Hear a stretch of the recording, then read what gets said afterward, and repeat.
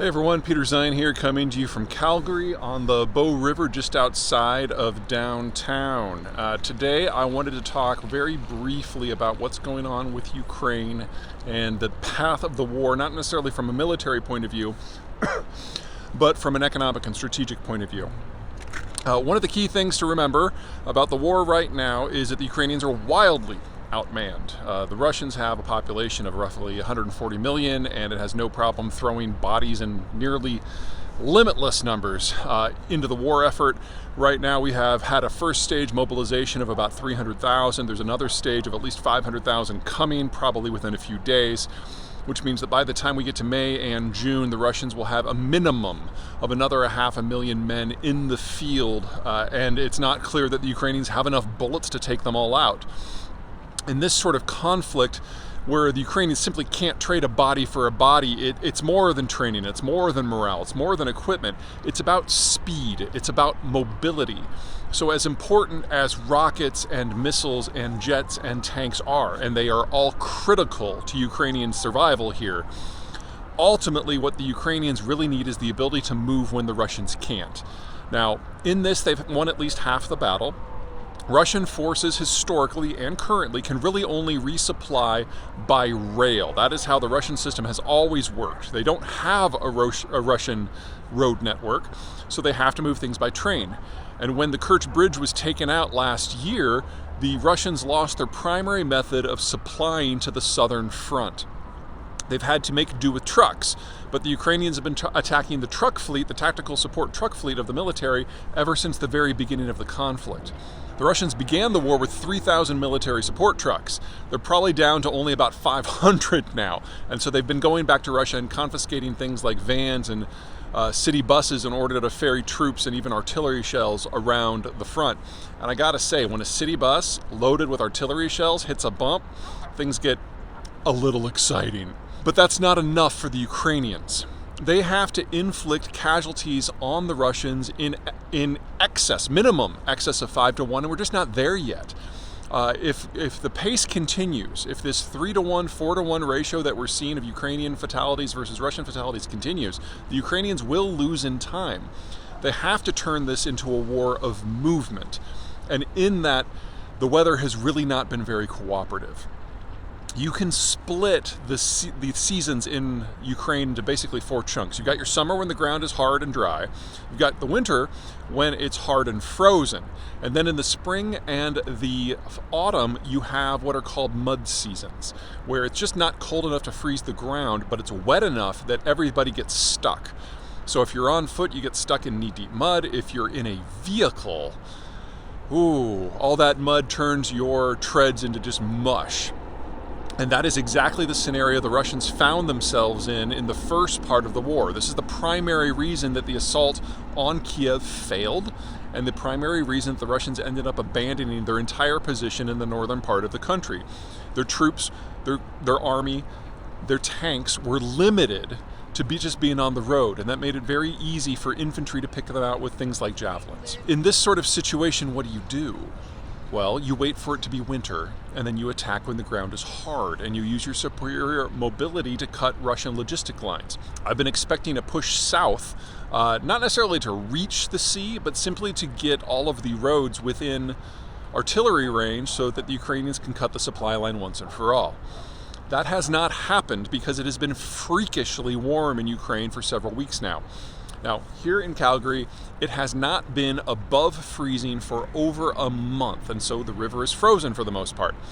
But in Kiev, it hasn't gotten below freezing during the day for over a month. And in that sort of situation, they're experiencing a wildly, unexpectedly, unprecedentedly extended mud season. Now, this could change in 10 days, although the extended forecast doesn't suggest it, and we could get a hard freeze before the end of January, in which case February, which is normally part of the frozen season, could still see a light of dynamism out of the Ukrainians. But that is not in the cards at the moment. And that means it's time to start thinking about what the next stage of the Russian assault happens to look like. At the moment, the Russians are waiting for spring so they can throw those extra 500,000 men and just come at the Ukrainians from multiple angles. And if they do enough, with enough, then it really doesn't matter if the Ukrainians are mobile. They'll be overwhelmed, and that could be the end of the war right there. So right now, the Russians are just biding their time. They know they lack the logistical support to do any sort of broad-scale, multifaceted, complicated assault right now. So they're just throwing some bodies at a few places. If you've seen Bakhmut in the news, that's exactly what's happening there. But mostly, the Russians are kind of sitting on their hands and waiting.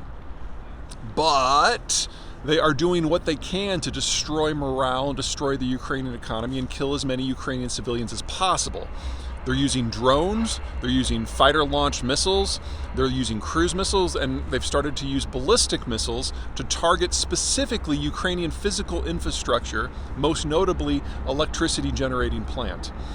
Their thinking is if they knock the electricity off in the depths of winter, you will, number one, kill a lot of civilians. Number two, you will demoralize the soldiers, because if they see that their families back home are losing power, they got to wonder why they're on the front line if the front line's not very dynamic.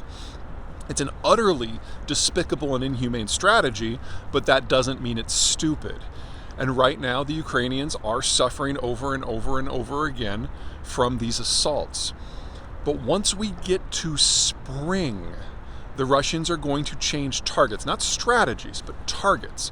In addition to pushing for a broad-based assault on multiple axes, they will then shift their targeting from electricity infrastructure to something else. Because in the summer, taking out the power doesn't have the same impact that you do it on the winter. Ukraine is just not that hot that it needs mass electricity for air conditioning. I mean, this isn't Alabama or Texas. In the winter, you have to have it for heating. But in the summer, it's not so important. So at that point, expect the Russians to change their targeting from electricity infrastructure to something a lot more insidious, agricultural infrastructure, targeting the factories that make the parts that repair the tractors, targeting the tractors themselves, targeting cold chain system, targeting grain silos, targeting ports. Right now, the Ukrainians have a series of deals that have been brokered by the UN with the Russians for getting grain out of their ports. It's mostly been corn, because it's denser both in terms of weight and in terms of economics than wheat. Wheat exports have fallen to almost nothing. But if the Russians start targeting their ability to produce and transport grain at all over the summer, then any country that is dependent on what has historically been the world's fourth largest corn exporter and fifth largest wheat exporter is going to have a really, really tough year. We should probably expect to see targets shifting in May and into June. And it'll be obvious the impact that this is having by the time we get to September and October. And then the countries that would normally import from Ukraine come October, November, December are going to realize it's just not there. Most of those countries are in Africa, some are in South Asia, and the one I am by far the most worried about is Egypt. Egypt is poor, they import over half the grains they need to survive, mostly wheat. The wheat is already offline. And so we should expect to see significant upheaval, economic, humanitarian, political, across the Arab world and into South Asia and in sub-Saharan Africa, all later in the second half of 2023. And at this point, there's just not a lot that anyone can do about it. Fertilizer supplies are already constrained, and the Black Sea is probably going to become a no-go zone once the Russians start targeting the ports altogether. I don't have a cheery note to end this one on. This is just pretty dark. I'll see you guys later.